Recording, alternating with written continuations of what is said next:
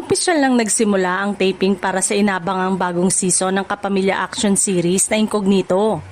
Matapos ang matagumpay na unang season, muling naghahanda ang production team na maghatid ng mas matitinding eksena. Mas karpana-panabik na kwento at mas malalaking pasabog na tiyak na aabangan ng mga manonood.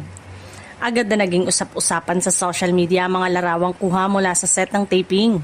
Maraming tagahanga ang nagpahayag ng kani-kanilang pananabik na muling mapanood ang kanilang mga paboritong karakter.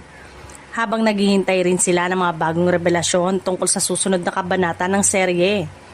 Isa sa pinakamalaking inaabangan sa bagong season ay ang pagpapakilala ng mga bagong muka na magiging bahagi ng cast. Bagamat hindi pa inilalantad ng production ang kanilang mga pangalan, marami na ang nanguhula kung sino-sino ang mga artistang makakasama sa mas pinalawak na kwento ng Incognito.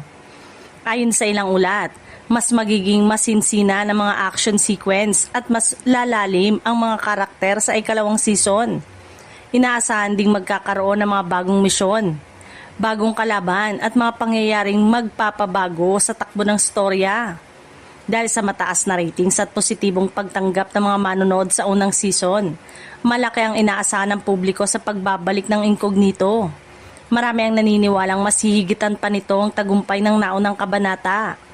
Habang nagpapatuloy ang taping, nananatiling tikom ang bibig ng production sa iba pang detalye upang mapanatili ang excitement ng mga tagahanga. Sa ngayon, isang bagay ang tiyak, mas marami pang sorpresa, mga bagong karakter at matitinding aksyon ang naghihintay sa pagbabalik ng Incognito.